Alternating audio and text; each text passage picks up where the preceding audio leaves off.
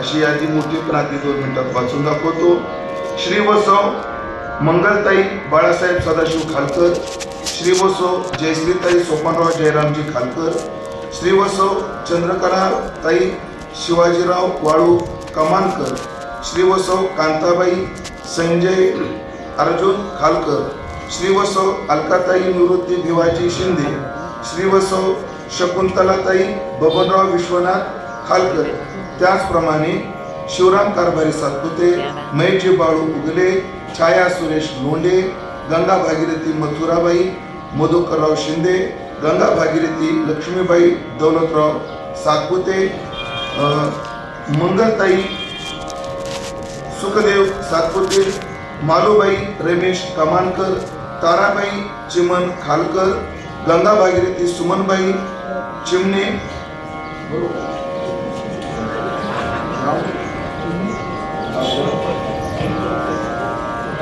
सुमनबाई खालकर. त्याचप्रमाणे चंद्रकला मधुकर धांडे, कमलताई दौलत खालकर, गंगा भागीरथी मालती नारायण चव्हाणके, गंगा भागीरथी मीराबाई शिवाजी धुमाळ, गंगा भागीरथी सिंधुबाई साहेबराव खालकर, छबू मुरलीधर सातपुते, सुधाकर बाबूराव सातपुते. एवढे भाविक तीर्थयात्रा करून आले आणि तीर्थयात्रा करून आल्यानंतर मौंद हे करायचं असतं. त्या संबंधाने मी पुढे बोलणार आहे. त्या विधीकरता आपण सर्व मंडळी उपस्थित आहोत. या कार्यक्रमाचं संयोजन करत असताना तुम्हाला तीर्थयात्रा ज्यांनी घडवली आणि या कार्यक्रमाचं संयोजनही केलं असे माझे गुरुबंधू आदरणीय हरिभक्तपरायण तुषारजी महाराज खालकर यांनी या कार्यक्रमाचं आयोजन केलं आणि मलाही कीर्तनाचं आमंत्रण दिलं. ही कीर्तन सेवा पूर्णत्वाकडे जात असताना या ठिकाणी वारकरी संप्रदायाचं भजन वैभव आदरणीय हरिभक्तपरायण भजन गंधर्व आमचे तुकारामजी महाराज आरोटे, आदरणीय हरिभक्तपरायण गायनाचार्य सत्यजी महाराज मते, मृदंगाची साथ ज्यांची आहे असे माझे जीवलग हरिभक्तपरायण अरुण महाराज राव. त्याचप्रमाणे या ठिकाणी उपस्थित माझ्यावर प्रेम करणारे आदरणीय शरद महाराज खालकर आहेत, महाराष्ट्रातील ख्यातनाम कीर्तनकार कृष्णाजी महाराज कमानकर आहेत, तेजस महाराज खालकर आहेत, निखिल महाराज खालके आहेत, तथा उपस्थित श्रीराम भजनी मंडळ, रामेश्वर भजनी मंडळ, भेंडाळी औरंगपूर आणि रामलखन संश्रेष्ठ या सगळ्यांविषयी सद्भाव व्यक्त करतो आणि अभंगाच्या दृष्टीने चिंतनाचा प्रवास चालू करतो. विठाला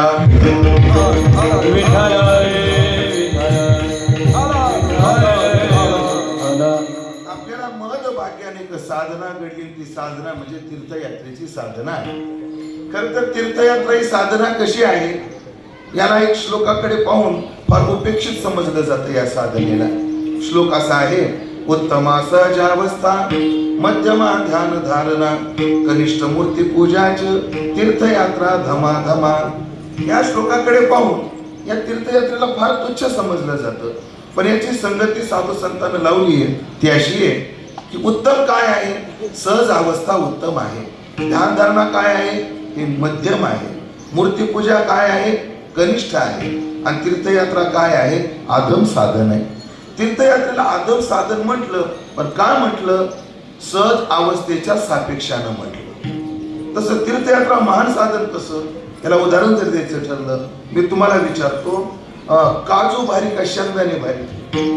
लवकर बोला. काजू भारी, अगदी बरोबर. शेंगदाणे भारी का फुटाणे भारी? शेंगदाणे भारी. बरं, गहू ज्वारी भारी का फुटाणे भारी? बोला की.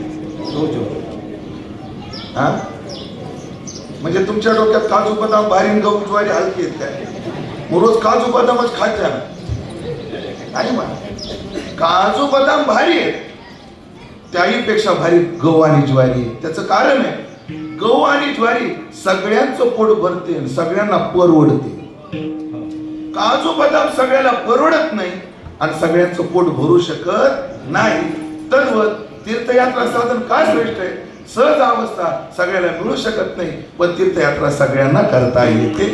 म्हणून जरी त्या श्लोकामध्ये आदम जरी उच्चार असला तर सर्वात श्रेष्ठ कोण आहे तर तीर्थयात्रा आहे. श्रेष्ठ काय असतं, जे सगळ्याला घेऊन चालतं त्याला मोठं म्हणतात. तुकोबारा नाटक काय म्हटले, शूरत्व तयासी बोली जे जाणार, पाठीशी घालून राखे दिना. मोठा कलाकार कोण? जो सगळ्याला सामावून घेतो. मोठा कीर्तनकार कोण? जो सगळ्यांना सामावून घेतो. मोठा पुढारी कोण? जो सगळ्यांवर लक्ष ठेवतो. तसं मोठं साधन कोणतं? जे सगळ्यांना सामावून घेतं. आणि तीर्थयात्रा हे साधन असं आहे, कसेही या. चोकोबारा काय म्हटले? कसेही या म्हणा. अन्ना खटनट यावे, खटनट यावे, शुद्ध होवोनी जावे. खटनट यावे, शुद्ध होवोनी जावे. खटनट यावे, शुद्ध होवोनी जावे. खटनट यावे, शुद्ध होवोनी जावे.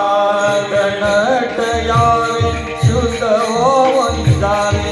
दौंडी पीठ बावे, चोखा मेळा. दौंडी पीठ बावे, चोखा मेळा. खटनट यावे, शुद्ध होवोनी जावे. गाडी वाजवावी, पुढे उभारावी. दौंडी पीठी बावे, चोखा मेळा. दौंडी पीठी बावे, चोखा मेळा. टाळी वाजवावी, पुढे उभारावी. टाळी वाजवावी, पुढे उभारावी. वाटही चालावी पंढरीची. अर्थात तिथं तीर्थयात्रा पंढरी डोळ्यासमोर असली तर तीर्थयात्रात कोण या? खट या, नट या. आणि शुद्ध होऊन जा. खट काय, नट काय? थोडा 2 मिनिटात विचार करतो. खट कशाला म्हणायचं आणि नट कशाला म्हणायचं? जगात 3 प्रकारची माणसं असतात. काही सज्जन असतात, काही दुर्जन असतात आणि काही कुच्चर असतात. कुच्चर म्हणजेच खट. पटवून देतो मी तुम्हाला. काही सज्जन, काही दुर्जन आणि काही कुच्चर. कुच्चर कशाला म्हणतात? भिजवलं तर भिजत नाही आणि शिजवलं तर शिजत नाही आणि खाल्लं तर पचत नाही, तसंच बाहेर पडत.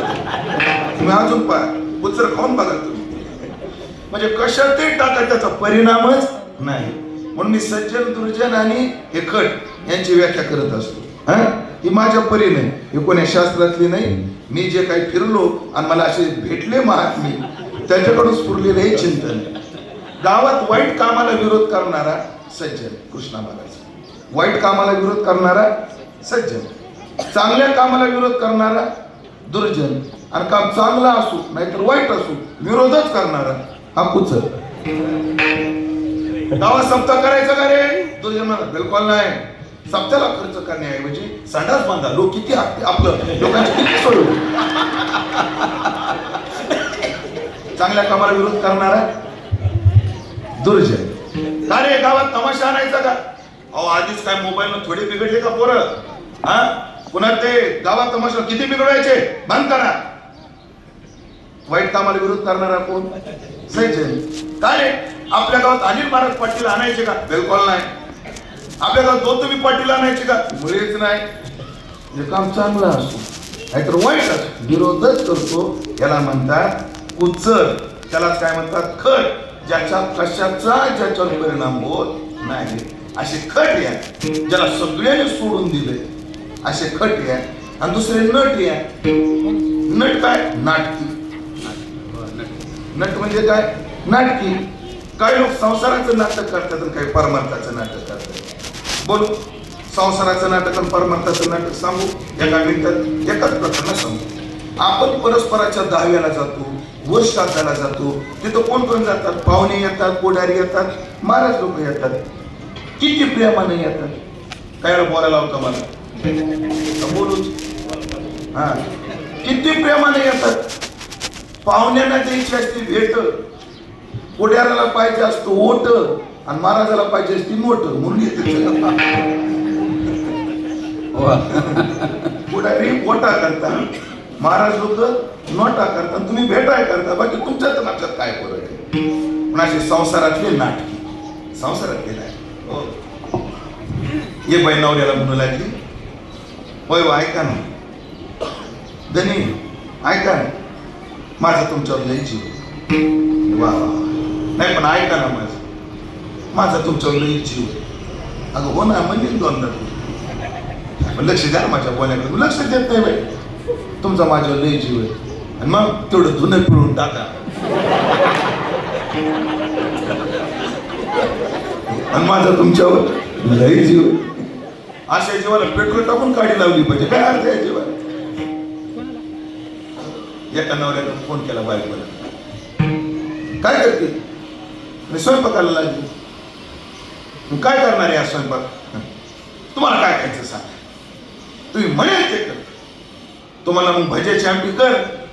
बेसन पीठ नाही, त्याला मजा येत नाही त्या विकायच्या पिठानं. मला मग कारलं कर. बारका खात नाही, पुन्हा त्याला दुसरं काय करत बसू. म्हणे तुरीचं वरण कर. झालं बाई, तुम्हाला वरणाशिवाय काय आठवतच नाही. तुम्हाला मग पुरणपोळ्या कर. आता ही वेळ आहे पुरणपोळ्याची. वाजले किती आता, कधी काही सांगता तुम्ही. मग मला वादळ कर. रात्रीच पोळ्या ठणकू लागला. मग तो मला तू करते काय? ती म्हणजे तुम्ही म्हणाल ते. हे काय झालं? हे नट. हो, परमार्थात नाटक चालत नाही. सोंगे छंदे काही देव जोडे ऐशी नाही. पण ऐकलं का? तीर्थयात्रा असं साधन आहे, अशा खटालाही आणि नटाला शुद्ध करणार आहे. सर्व समावेशक हे साधन आहे. मग तीर्थयात्रा श्रेष्ठ साधन आहे. आता आपल्याला काही प्रश्नांचं उत्तर शोधायचे. तीर्थयात्रा का करायची? तीर्थयात्रा कशी करायची? आणि तीर्थयात्रा, माझा एक प्रश्न राहिला, तीर्थयात्रा का करायची? तीर्थयात्रा कोणती करायची? आणि तीर्थयात्रा कशी करायची? अशा 3 प्रश्नाचं उत्तर घेऊ आपण शेवटी 5-10 मिनिटात सांगू. बाकी तीर्थयात्रेचा विचार आपण करू. सगळ्यात पहिलं आहे तीर्थयात्रा का करावी, का करायची? त्याचं सगळ्यात पहिलं कारण आहे, शास्त्राने आणि संतांनी आम्हाला करा म्हणून सांगितलं म्हणून करायची. शास्त्रानं सुद्धा सांगितलं आम्हाला काय केली पाहिजे? तीर्थयात्रा. आणि संतांनी सांगितले की नाही, जव हे सकळ सिद्ध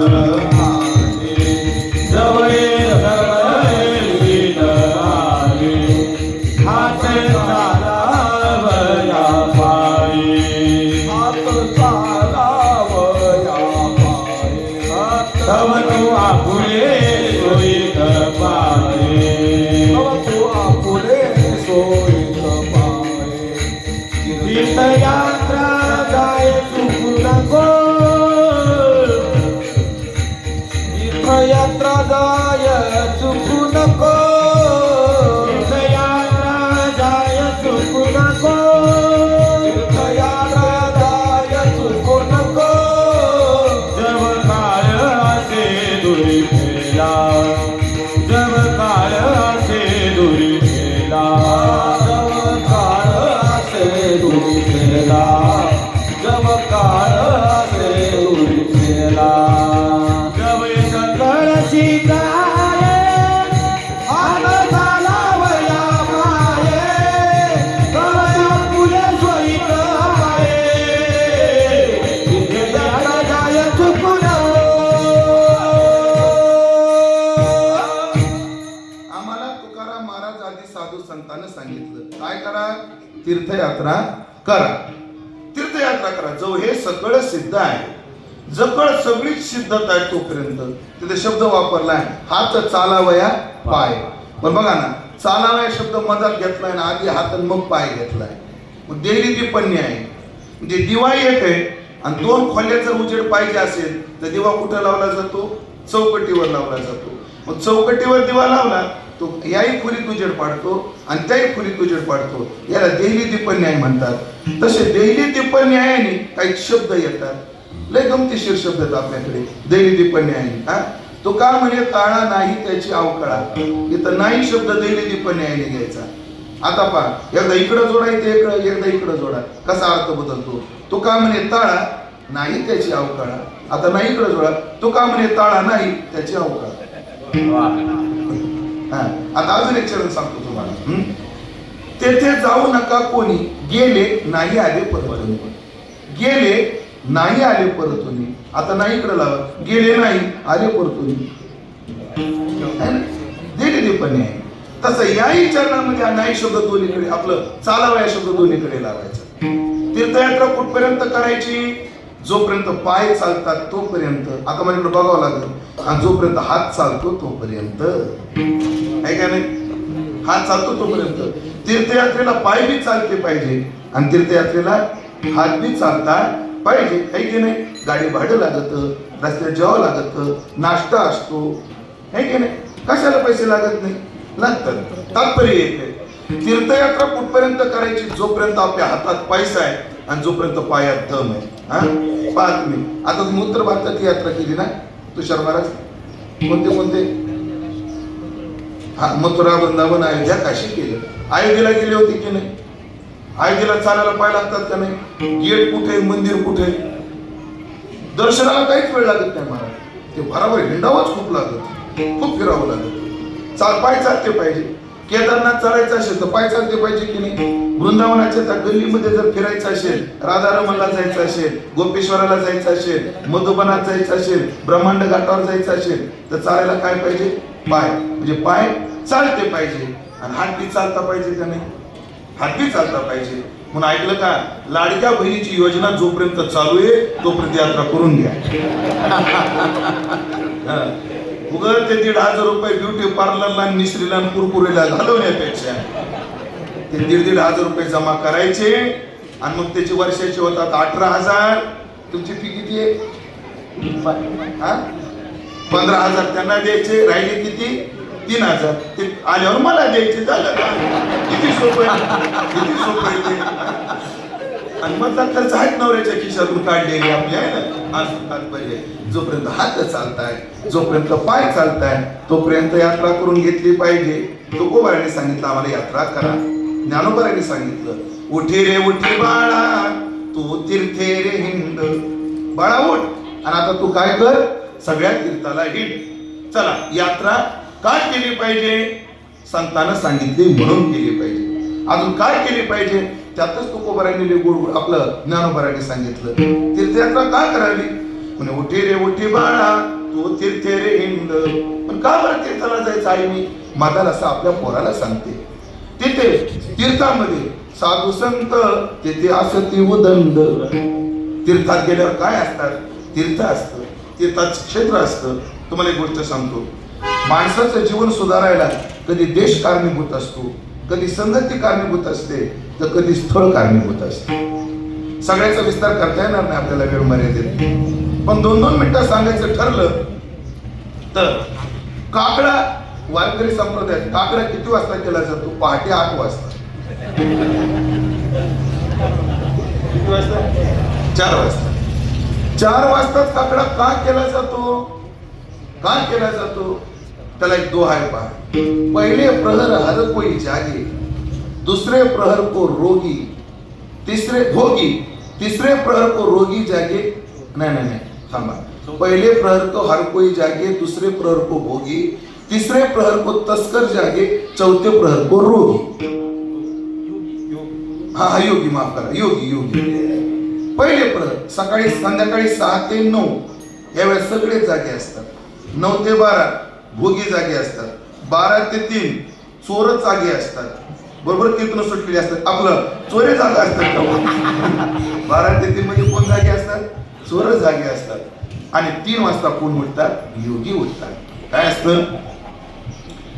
कामी, क्रोधी, लोभी, मोही माणसं जे असतात ते जेव्हा जागे असतात तेव्हा त्यांच्या विचार लहरी वातावरणावर परिणाम करतात. आणि सकाळी 3 वाजता कामी, क्रोधी, लोभी, मोही, चोर, तस्कर, भोगी सगळे झोपलेले असतात. तेव्हा त्यांच्या विचारधाराही थांबलेल्या असतात आणि वातावरण शुद्ध असतं. आणि त्या शुद्ध वातावरणामध्ये देवाशी संबंध लवकर जुटतो. म्हणून सकाळी याला आताचा मोबाईलचा काळ सोडा, पण जुना लँडलाईनचा काळ होता. एकदा एसटीडी बूथवर मी गेलो. राजेंद्र दाजीचं उदाहरण पण मी माझ्या भाषेत सांगतो. गेलो आणि त्या गावाला निरोप द्यायचा होता कार्यक्रमाला. त्याला फोन लावला. रात्रीचे 10 वाजले होते. इस मार्ग की सभी लाइनें व्यस्त है, कृपया थोड़ी देर बाद डायल करें. 3 वेळा लावला, 4 वेळा लावला. फोन तर जाणं गरजेचं, निरोप जाणं, पण फोन काही लागे नाही. तो दुकानदार मला, महाराज मला दुकान बंद करायचंय. अहो म्हणलं सकाळी निरोप पोचणं फार गरजेचं आहे. म्हणजे तुम्ही 4ला या. मी 4ला दुकान उघडतो, पण आता बंद करावं लागेल. मग सकाळी 4 वाजता त्याच्याकडे गेलो. त्याने नंबर डायल केला आणि पहिला डायल केला लगेच लागला. आता माझ्याकडे पहा. त्यांना विचारलं का हो रात्री एवढ्या वेळा फोन लावला तरी कनेक्ट नाही झाला, सकाळी एका टाईममध्ये कनेक्ट कसं काय झाला? त्याने सांगितलं महाराज सकाळी लाईन क्लिअर असते, लवकर कनेक्ट होते. म्हणून परमार्थाची वृत्तीची लाईन संध्याकाळी व्यस्त असते, मग देवाशी कनेक्ट होत नाही. सकाळी उठून जर लावली तर लवकर कनेक्ट होते. पण आपल्याकडे सकाळी लवकर टाकलं. साधनेला कोणी सहकार्य केलं महाराज? काळानं सहकार्य केलं. कधी कधी साधनेला संगत सहकार्य करते. आपण वारीला कोणाच्या संगतीत